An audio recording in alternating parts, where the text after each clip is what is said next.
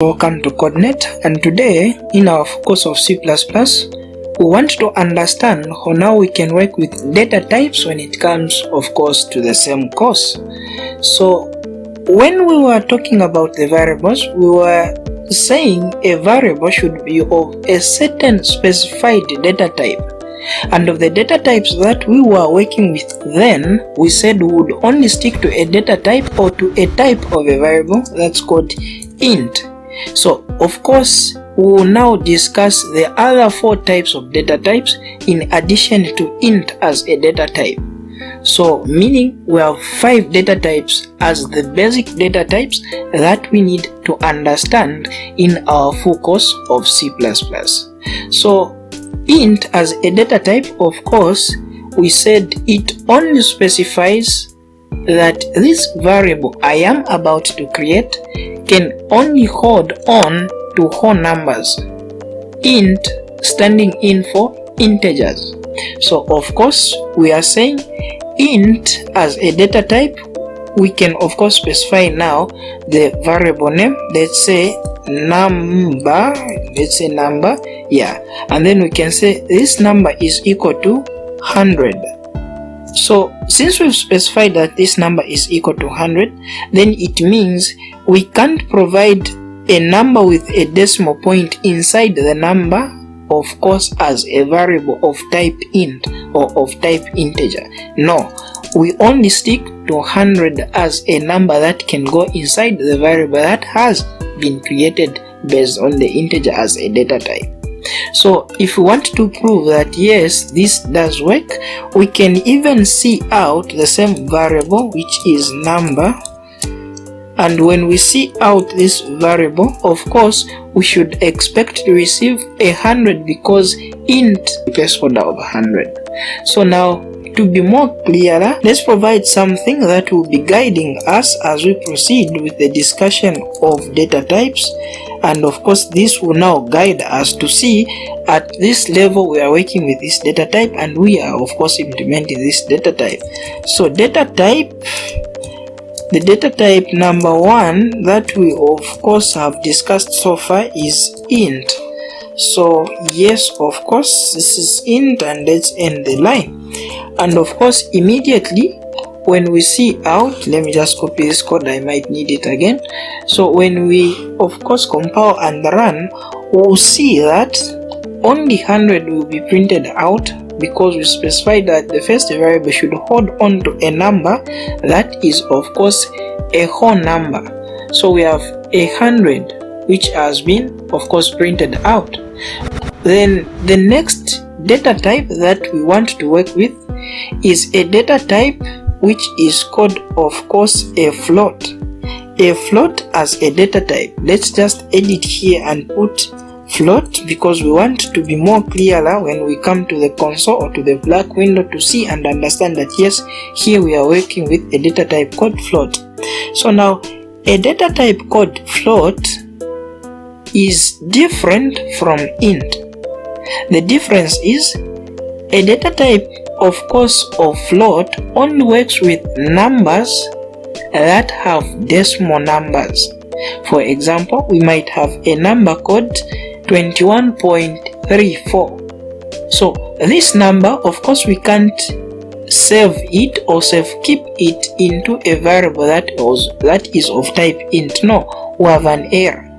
But we can of course keep that number into a variable that is of type float, and of course we can say num is equal to 21.34, and we end this statement. Automatically when we end, because here we've now declared and initialized num to 21.34. okay, since we've now implemented that, let's now see out num, and immediately when we see out num as of course a variable, we now compile and run. Immediately when we compile and run, we'll see 21.34. We are even seeing the points because we are working with a data type that accepts decimal numbers, which is float. Another data type that we'll now talk about as a basic data type when it comes to C++ is a data type which is called Boolean. Boolean as a data type. So let's edit here where it says int. We now put the keyword Boolean. So now this as a data type, of course, allows us now to work with values that are either true or false. So a Boolean as a data type only works with two things. It's either the thing is true or that thing is a false. And false at the same time can stand in for 0. True at the same time can stand in for 1. So mainly programmers like using Boolean as an expression in terms of conditions that requires the output to be either true or to be false, or they use of course the data type Boolean when they want the user to actually input either a true or false as an answer. So now let's try to create a variable to declare and initialize a variable that will hold on to a Boolean as a type of data type. So a Boolean, we don't of course use the keyword Boolean when we want to declare a variable. No, we use the keyword which is shortened bool, standing in for Boolean of course. And of course, since a Boolean will hold on to a true or false, then the name of the variable should be descriptive enough to entail of course another programmer or you as a programmer that yes, this variable can only hold a true or false.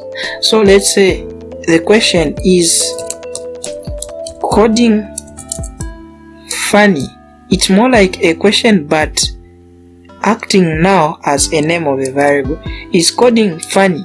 Of course I will say true, and immediately when we say true, coding is funny, and then we now see out the same variable is coding funny.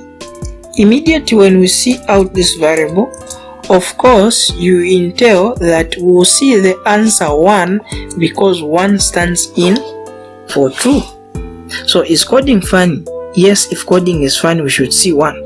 If coding isn't funny, that's if you specified a false, we were supposed to see a 0. So 1 stands in for true and 0 stands in for false. Another type of a data type that we want to talk about, please don't forget, data types helps us to specify the type of content that we want a variable to hold. This is why we are working hand in hand with variables when it comes to data types. Another data type that we want to talk about is a data type that's called a character. A character as a data type.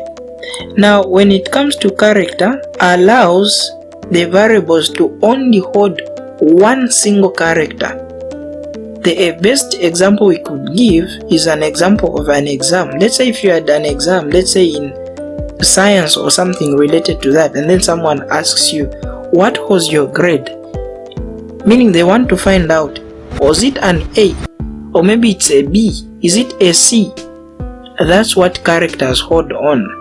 They allow variables to only keep track of single characters, and to declare of course a variable that is of type character, we use a simplified, or should we say a shortened word, a char, which is char of course, and then provide the name of that variable, let's say score, and then provide of course the name of the score. Now before we say A, if of course if someone had an A, that's a distinction. Before we say A, we need to provide the single quotes. Don't forget, characters, the values that needs to be installed, or the value that needs to be kept in a container or into a variable that's of type character, needs to be inside the single quotes. So this is where you now place your A, and immediately you do that, we can now see out the score for we to verify if yes, this code is actually working. So see out the score, and immediately you can even end the line, Ctrl S. Immediately you do that, compile and run. When we compile, you will see that we have A printed out on the screen. So the tricky part with the characters, please don't forget, the value that needs to be inside the variable needs to be inside again the single quotes. And the last data type that we want to talk about is called a string. So a string as a data type is a special kind of course, a data type.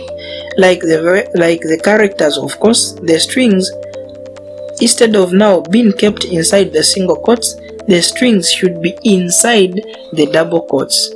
But now the very tricky part with the strings is they are not built-in data types. So whenever you want to work with a string, although sometimes they behave like they are, of course, they behave like they are of common data types, we need to include a header file which is of course called string. When you include a header file called string, of course the word include, it just entails that you are adding something into this code, and this string, it will now drive the entire process, and it will now allow the program to note that yes, you want now to work with a data type called strings inside your program. So now, since we've included that header file, don't forget to be always including that header file. We can now say string as of course a data type. Now since strings work with multiple characters, then we can say greet, of course let's use greeting as of course a variable name, and then this should be inside the double quotes. Hi, how are you? We've now declared and initialized.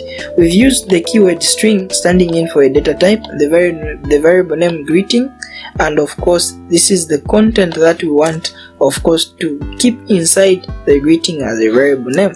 Let's see out this for we to verify we've not made any mistake. Greeting and line. Of course, let's now build and run, or compile and run. We should see hi, how are you inside, of course, in our black window. So these are the basic 5 data types that are available when it comes to C++. Though some types are related to these types, and I'm sure we'll be discussing them as we proceed into our course, but knowing this, then you are off and you are better to go with the entire course. And to summarize, we can say int as a data type works with whole numbers. Float as a data type works with numbers that contain decimal places. Type of course data types called Boolean, they work with only 2 values. It's either the value is true or false. True standing in for 1 and false standing in for 0. And a character as a data type does work with, of course, data that is enclosed in single quotes, and that has to be only a single character, unlike with the strings, or unlike the way the strings work. With the strings, of course, it is a special type of character, because whenever we want to work with a string as, of course, a data type, we need to make sure that we include the header file, include string inside our code. And with the strings, don't forget, we need to put everything, all the content that we want to print out, inside the double quotes. Please don't forget to subscribe, and let's proceed into our next session as we proceed in our full course of C++. And please, as always, you are on CodeNet.